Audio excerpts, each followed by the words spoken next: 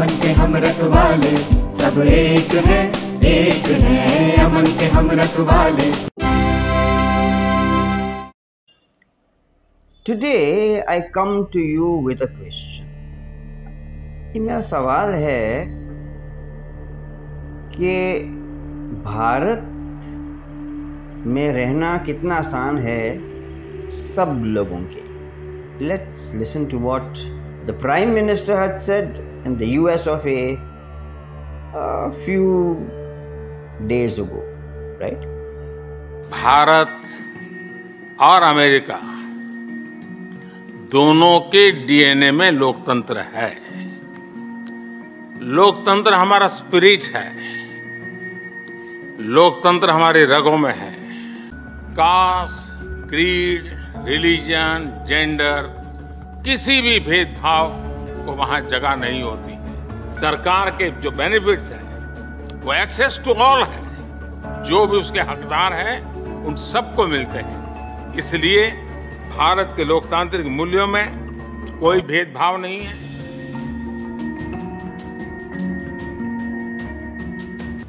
लोकतंत्र हमारा स्पिरिट है,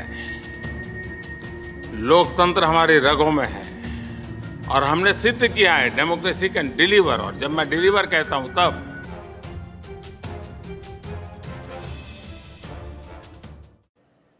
Earlier this week, just a few days ago, there was a video. You may have seen it on your social media, maybe not. There was this school called, there is this school called D.Y. Patil. It's quite a nice school in one of the suburbs in Pune, Maharashtra. Some Bajrang Dal people, they entered the school, they beat up the principal, they tore his clothes, and basically they were making a big ruckus because the school had the prayer Our Father during its assembly.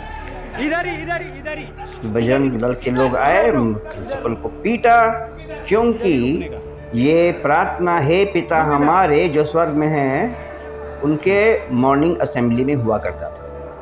Now this prayer is been a part of several schools assemblies and it has been part of this school's calendar for more than 6 years. Of goons barging into a prestigious school and beating up the principal.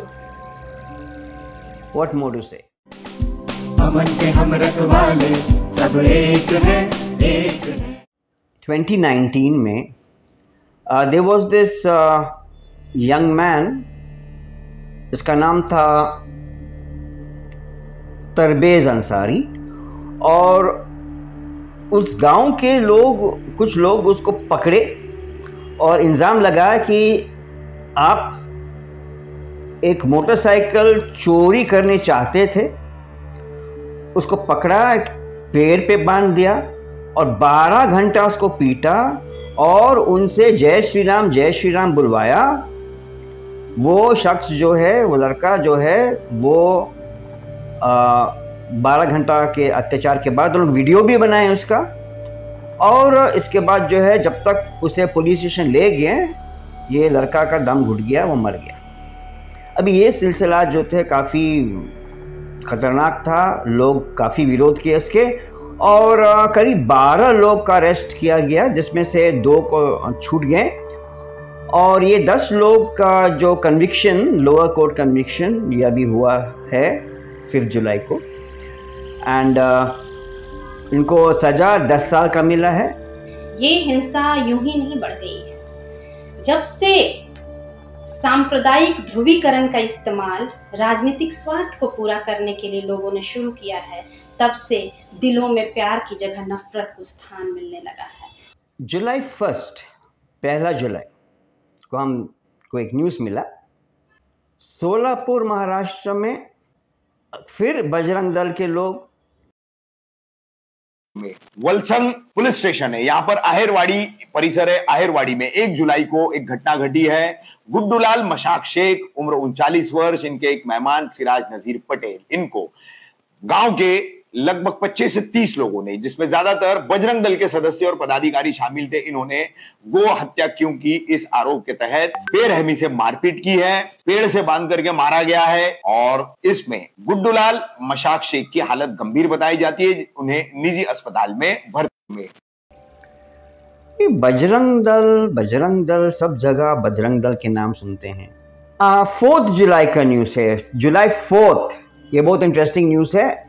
From Gurgaon के एक धाउज police चौकी है और इसने case register किए हैं। They registered case against Bittu Bajrangi. And ये बिट्टू बजरंगी कौन है? वो फरीदाबाद बजरंग दल का सदस्य है एंड काऊ एक्टिविस्ट है। तो ये काऊ एक्टिविस्ट ने क्या किया, वो एक गांव गया अपने लोगों के साथ। गांव का नाम था खोरी जमालपुर और वहाँ एक शख्स थे, मुसलमान शख्स थे, उसका नाम है जम्मत अली। और उनके पास करीब 60 गाय थे, मवेशी थे, 60 काउज एंड अबाउट 17-18 गोट्स। ये सब को जबरदस्ती वो लाद करके वहाँ से ले गए, उठा करके अपना वैन्स में उठा करके इन लोग ले गए उनको गौशाला। They went to Gurugram to the Sohna police station and वहाँ पर केस रजिस्टर किए जमात अली का अगेंस्ट, कहते हुए कि इसके पास कोई रिकॉर्ड नहीं है एंड ये ट्रांसपोर्ट कर रहा था गाय सबको और हम लोग उसको बचा दिए। Anyway, in the meanwhile Jamat Ali जो है वो अपना ही नज़दीक पुलिस स्टेशन में जा करके वो एफआईआर लिखवाया और अभी न्यूज़ आता है कि ये बिट्टू बजरंगी और उनके कुछ साथियों को गिरफ्तार किए गए हैं इस खेल में। तो ये भी एक खेल हो रहा है जो आप देख सकते हैं। और जमात अली कहता है कि उसके पूरे गांव में बहुत सारे ऐसे मुसलमान हैं जिनके धंधा है डेयरी, और इस प्रकार के जो अभी हो रहा है उनके धंधा पर काफ़ी, उनको अपना धंधा चलाने में काफ़ी प्रॉब्लम हो रहा है। So this is what is happening. Okay, dairy farmers are now being accused of transporting cows and cow vigilantes, specifically again another name, this name again comes again and again and again, Bajrang Dal people are doing this। और ये नफरत बहुत ही भयानक है, बहुत ही दुर्भाग्यपूर्ण है, इससे किसी का भला नहीं होने वाला। Now noted journalist Karan Thapar, in one of his interviews, he had this very interesting question. What does it feel like to be a Muslim in Narendra Modi's India? Or to put it differently, what does it feel like to speak and deliberately not be heard? What does it feel like to be present in a room and yet considered invisible? What does it feel like to be an individual but thought of only as a statistic? What does it feel like to be a citizen of India and yet pushed to the very periphery of the country, from where you turn and look at the center and ask yourself, do I belong? That is a question that you and I would never have to face, we would never have to answer, because we are Hindu. But because they have a different religion, that is a question our Muslim brothers and sisters face every single day. ये नफरत के छोटे छोटे छुटपुट जो incidents होते हैं सब जगह हो रहे हैं। छोटी छोटी बातें जो सच में अगर आप मिलाएंगे उसको तो इतना छोटी नहीं होता है। जैसा कि हरिद्वार में कुछ दिन पहले ये इंसिडेंट हुआ, आप देखिए।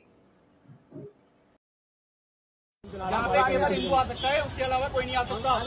बाहर हमने कह दिया, बाहर गेट के बाहर बाहर आप बाहर जाइए, बाहर जाइए आप लोग, यहाँ से जाइए जाइए, बदतमीजी मत कीजिए। यहाँ पे बाहर जाइए आप लोग, हम निकल रहे हैं। आप लेडी हैं तो इसका मतलब ये नहीं है कि और लेडी यहाँ पे नहीं है, वो आप हमारे पास नहीं है, बाहर निकलिए आप। और दोबारा अगर मुझे दिख गए तो ठीक नहीं होगा। आप देखिए मैं हड़की घोड़े पे गाड़ी चलाता हूँ, मुझे रोक हमें कोई दिक्कत नहीं है। हमसे प्यार से कर दिया, हम खुद ही मान हमने आपसे प्यार से कह दिया, बस ठीक है।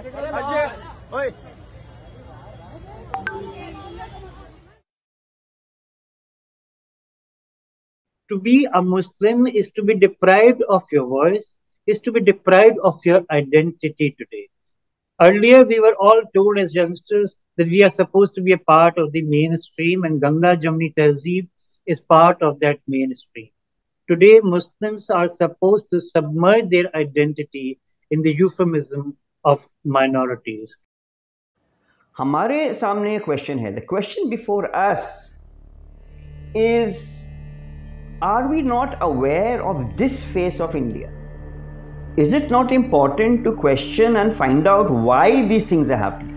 अगर ऐसे मामले हो रहे हैं हमारे देश में, हम लोग को क्या इसके बारे में जानना नहीं चाहिए? इसके बारे में हमको छानबीन नहीं करना चाहिए? क्यों हो रहे हैं? अब Mrs. Mukund Singh is a social activist and a political leader, and she also has had some first-hand experience of this other face of India. So हम मुकुंद सिंह से सुनते हैं, उसके कोई एक्सपीरियंस हुआ है, आप इनके बात आप सुनिए. हम बस सुनते थे कि ईसाइयों को मारा जा रहा है, पीटा जा रहा है, अल्पसंख्यकों को सताया जा रहा है और हमारे अधिकारों को छीना जा रहा है, हमारे संवैधानिक अधिकारों को छीना जा रहा है. मैंने इसको अनुभव किया. हमारे 2 मित्र आए हुए थे मेघालय से, शिलोंग से, और एक परिवार ने हमें बड़े ही प्रेम से भोजन के लिए बुलाया था. हम उस परिवार में अपने दोनों मित्र के साथ वहाँ भोजन के लिए गए हुए थे. और जब भोजन के दौरान हम लोग एक साथ, जो हम कहीं भी हम ईसाई जुटते हैं तो हम उस घर को आशीषित करते हैं, उस भोजन को आशीषित करते हैं जो हमको खिलाया जाता है. हम प्रार्थना कर रहे थे. थोड़ी ही देर में वहाँ पे जो देखा मैंने, कुछ असामाजिक तत्व जो धार्मिक उन्माद से भरे हुए, मैं कतई उनको धार्मिक नहीं कह सकती, क्योंकि कोई भी धर्म हिंसा करना, मारपीट करना, घृणा से भरी हुई गालियां देना नहीं सिखाता है. कोई भी धर्म जो इस धरती पे है. तो मैं इस बात को कहना चाहूंगी, वो उन्मादी तत्व और असामाजिक तत्वों ने जिस प्रकार से हमारे मेघालय से आए हुए दोनों भाइयों के साथ बर्ताव किया, उन्हें मारा, पीटा, भद्दी गालियां दी, मुझे भी बहुत तरह की गालियां दी.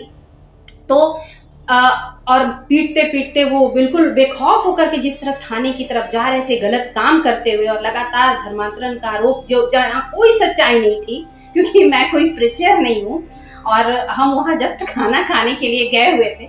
बहुत तरह का एलिगेशन लगाते हुए वो ले जा रहे थे. तो उस वक्त मुझे एहसास हुआ कि जब मैं एक सोशल वर्कर और पॉलिटिकल वर्कर होते हुए ये सब फेस कर रही हूँ, तो हमारे जो हमारे भाई बहन लोग हैं, जो सेवा कर रहे हैं लोगों की, उनको क्या क्या सहना पड़ रहा होगा. और ये सच्चाई है. और हमारे संवैधानिक अधिकार, हमें धर्म के बारे में बोलने की आज़ादी, हमारी प्रार्थना की आज़ादी, पूजा पद्धति की आज़ादी, ये हमें संवैधानिक अधिकार है. ये हमारे संविधान में हमको दिए हैं, और उसको सरेआम छीना जा रहा है. और एक ऐसा माहौल बना लग जाएगा, ऐसा लगा जैसे मॉब लिंचिंग कर दिया जाएगा. उस तरह की परिस्थितियों को मैंने आंखों से देखा और मैंने महसूस किया. पर मैं धन्यवाद करती हूँ बिहार की सरकार का, उस जो थाना था, वहाँ के जो थाना प्रभारी थे उनका, और मैं जिस राजनीतिक पार्टी से संबंध रखती हूँ उस पार्टी के सभी लीडर्स का, जिस प्रकार से उन्होंने हमारी वहाँ सहायता की, मैं उनका बहुत बहुत धन्यवाद करती हूँ. और जिस प्रकार से एट अ टाइम मेघालय की जो सरकार है, उन्होंने भी हस्तक्षेप किया इस मामले में. ये मामला पटना सिटी का है सर, इसी शहर का जिसमें मैं रहती हूँ, जिसमें मैं सेवा करती हूँ. मैं क्या बताऊँ, मुझे बहुत ही शर्मिंदगी भी महसूस हुई अपने उन भाइयों के लिए कि मैं अपने शहर में उनको पिटता हुआ देख रही थी. और एक चीज मैं यहाँ जोड़ना चाहूंगी, जितने भी असामाजिक तत्व उसमें थे, मुझे उनके लिए भी पीड़ा है. पीड़ा इसीलिए है क्योंकि जब मुझे थाना में कहा गया कि आप केस करिए, मैं नहीं कर पाई. और हमने क्षमा किया, उनको हमने क्षमा किया रीजन उसके पीछे ये था कि जितने भी उसमें मारपीट करने वाले लोग थे वो 18 साल से कम उम्र के थे, वो बच्चे थे।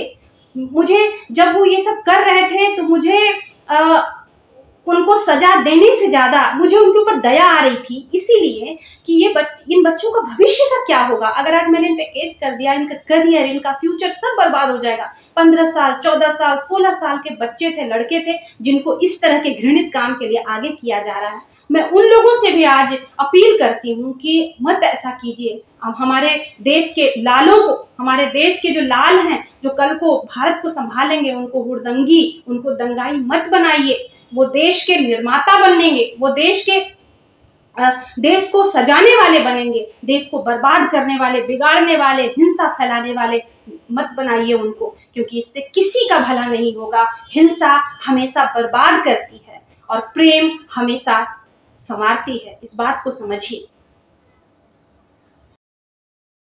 I'm an Indian, I'm a Muslim. When I go to social media on the day of Eid, when I go to my Twitter account, I do look forward to the Chief Minister of UP, because I stay in UP, to at least make a token greeting of Eid. But my Chief Minister doesn't even deem it fit to greet the Muslim citizens of India on the day of Eid.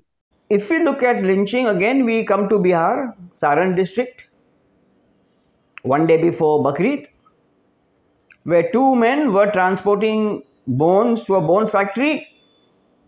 Their car broke down, their vehicle broke down. They were again beaten very severely. One person died. You already know this story, so I'm just telling you. So these are the different incidents which have been happening in our country over the last few days, 1 month or so. Now, there have been also incidents of churches being vandalized. You have already seen that in one of the clips. There are incidents where pastors are being beaten up. There are incidents where you are having people coming into prayer meetings, breaking them up, accusing people of conversion. So these things also are happening. In every place you hear one name, Bajrang Dal. Now obviously there's a question that hangs in the air. What is the Bajrang Dal actually? What do they do? Are these people upright citizens of India? Or what are they? That's for you to understand. Now, these are troubled times, and the poison of hate which we see going around, ये जो नफरत और अलगाव का जो ये एक प्रकार का ये विष फैल रहा है, और ये जैसा स्प्रेड करते जाएगा और अलगाव होगा. There's going to be more tension, and let us hope that what is happening in Manipur today, when things have gone to the extreme, this does not happen. So the only thing we have to do is we have to start spreading a message of togetherness, love, ekta, rather than pushing people away and making them feel like they are all different people. Yeah, so we have to think. आप लोग सोचिए, जितना नफरत फैलेगा उतना और तनाव होंगे, फिर आज नहीं तो फिर खून खराबा होना शुरू होगा. ऐसा ना हो कि हमारे एरिया जो है, हमारा अच्छा जो जगह है, वो मणिपुर जैसा हो जाए. बस मुझे इतना कहना है. अमन के हम रखवाले सब एक है, अमन के हम रखवाले.